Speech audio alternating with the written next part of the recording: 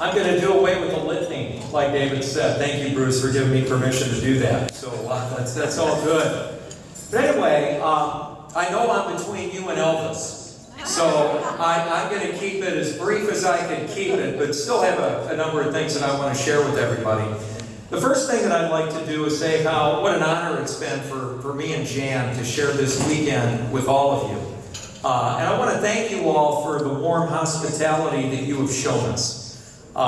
We've been looking forward to coming to Ottawa. I've never been here before, and it's been about 3 years since we've been to Canada because of COVID. So it's a real pleasure for the two of us to be here. And you know, I'd like to bring you greetings on behalf of our Supreme Knight, my former boss, who I worked directly for 3 years before he became Supreme Knight, Patrick Kelly. And I want to start out, before I get into some of my remarks, with a couple of thank yous. And the first thank you that I'd like to share is for all of you district deputies. All of you have been very challenged, particularly with the COVID years. And you all did, in my mind, and in all of us at Supreme's mind, a remarkable job to show leadership, to keep everybody inspired, and to show the way in your districts. And you have our respect and gratitude. Round of applause for all the district deputies.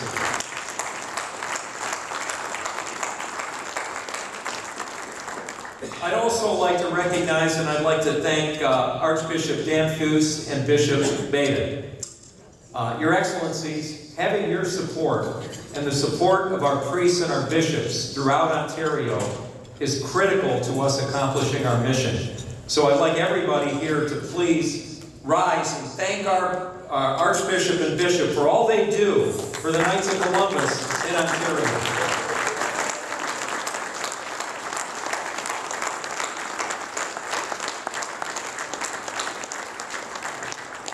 And Your Excellencies, you know that you can always count on our support to help you accomplish your mission and build up the church. And, you know, David mentioned earlier, he gave a toast to the wives. But I don't think we could ever thank our wives enough for all they do for us. Not only to support us, but how many wives have recruited new members? Let's see the hands.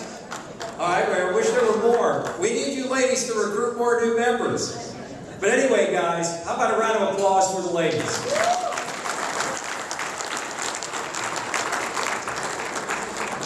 And whenever I'm asked to speak at a meeting, when I go to a state like this, I always like to do this, because I don't think this is done enough. I would like every past state deputy that is in this room tonight to please stand up.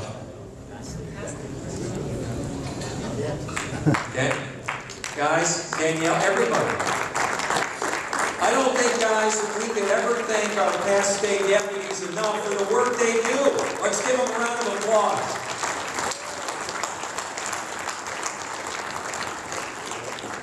All right.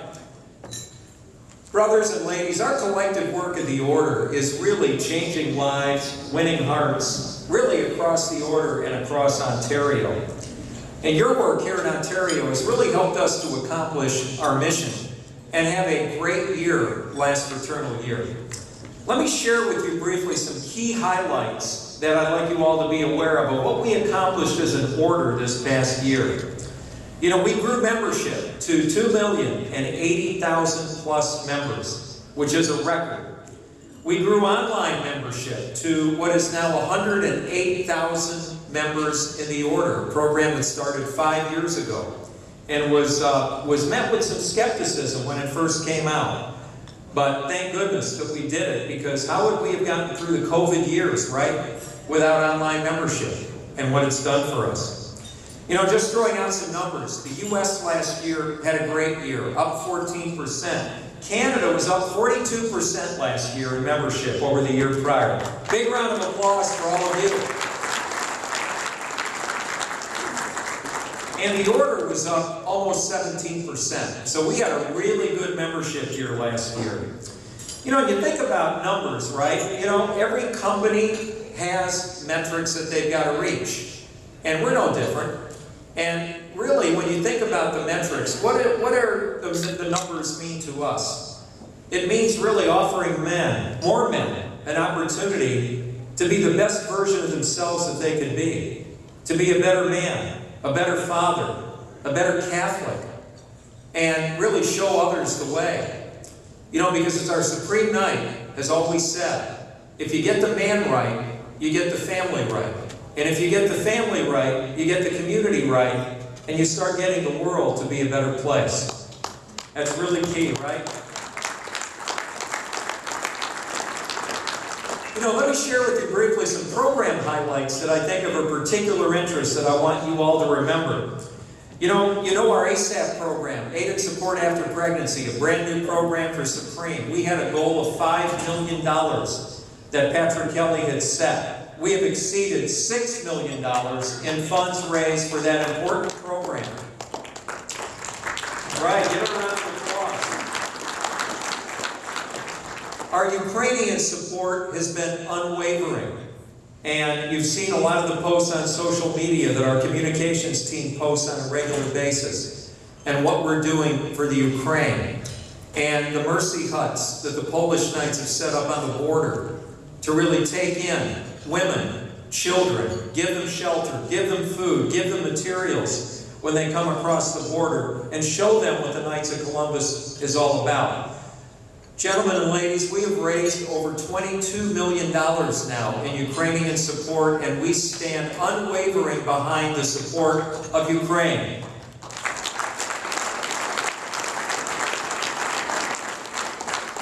Our ultrasound initiative, which was the germ of an idea from past Supreme Knight Carl Anderson, has now reached a level of just under 1,700 ultrasound machines in the order. Think of how many lives that has saved. All of those machines have saved. It's incredible. And our Codes for Kids program, and thank you everyone for your incredible support in Ontario and across Canada for this wonderful program. Coming up very soon, we will literally put our millionth coat on the back of a child. Isn't that wonderful?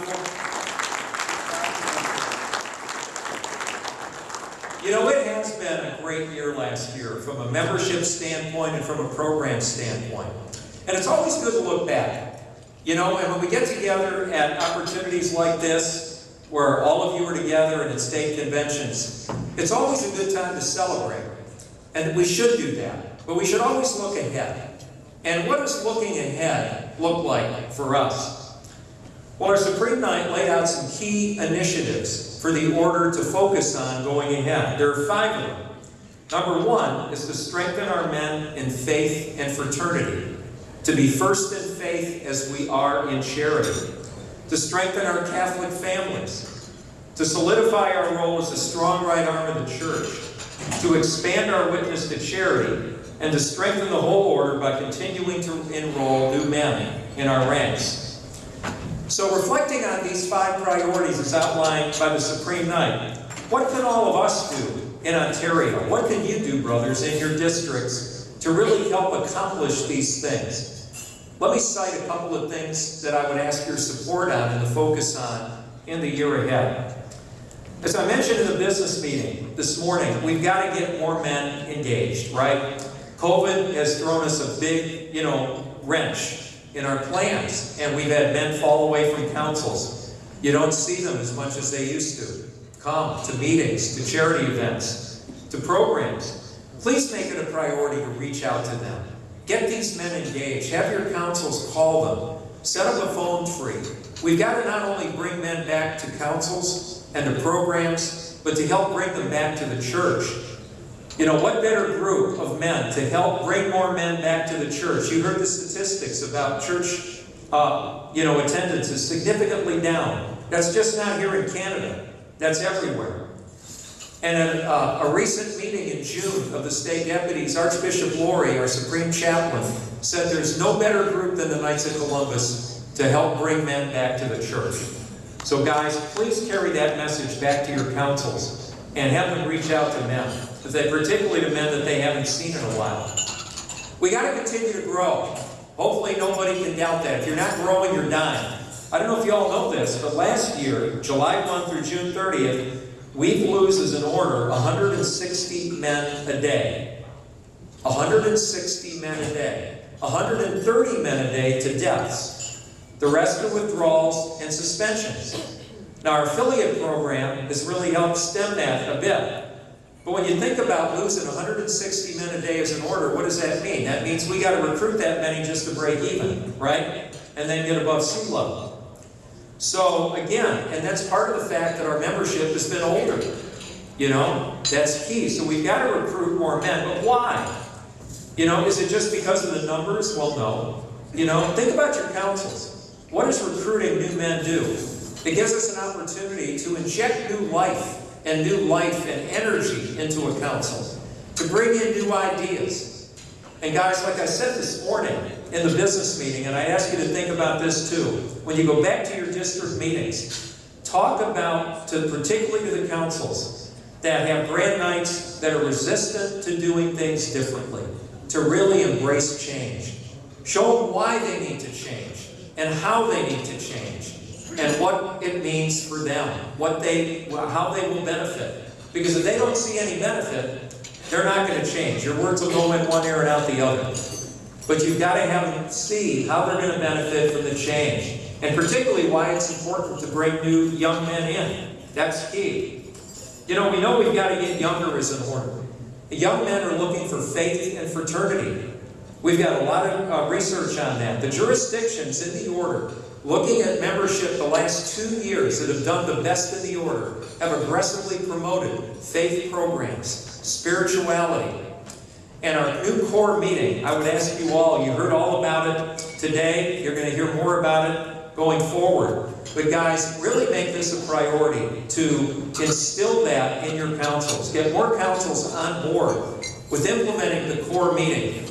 And the first step in that, really, like I talked about this morning, is to get the grand nights to talk to the pastor and let the pastor know what it's all about and get his support. Because if we have his support, it will take off. That's really, really key.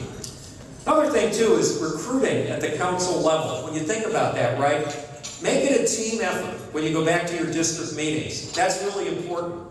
You know, having a membership team is critical at any council. And district deputies, I would ask you to make a commitment today that you will recruit and lead by example at least one member personally in this fraternal year. Is there anybody here that can't do that?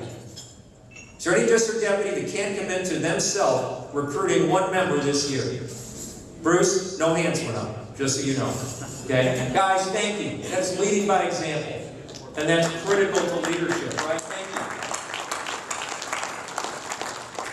You know, and then one thing that's always, you know, I'm a marketing guy. A lot of you that know me know that. And we're kind of the best kept secret that there is, I think, in many parishes, right? Guys, when you go back to your district meetings, make sure your councils are promoting themselves within their community actively. I mean, you know, pastors change on a regular basis. A lot of your councils, likely in your parishes, may have new pastors. And if they don't see who the Knights of Columbus is today, and they only see what their council is doing, and the council might not be doing all these faith in action programs and the new things that we've got, they're going to have a very narrow view of who we are and what we do. So again, really try to make it a priority to ratchet up the visibility of your councils within the parishes that they operate in, so that Father knows exactly who we are and embraces the Knights as a group that can help him not only cut the grass and cook meals, which we're really great at, and writing checks, but with the spiritual development and formation of men at the council level. That's what makes us different than a men's club. And that's the message that Father needs to hear at the local level. You know, when Father McGibney founded our order, it was really, he showed men a better path, right? He started in New Haven with what Pastor Supreme Knight Anderson would always call a handful of young go-ahead men. They became evangelists for the order, spreading it to surrounding states and across the country and now internationally. And brothers, we are their heirs. You are their heirs in Ontario right now. So we must be the leaders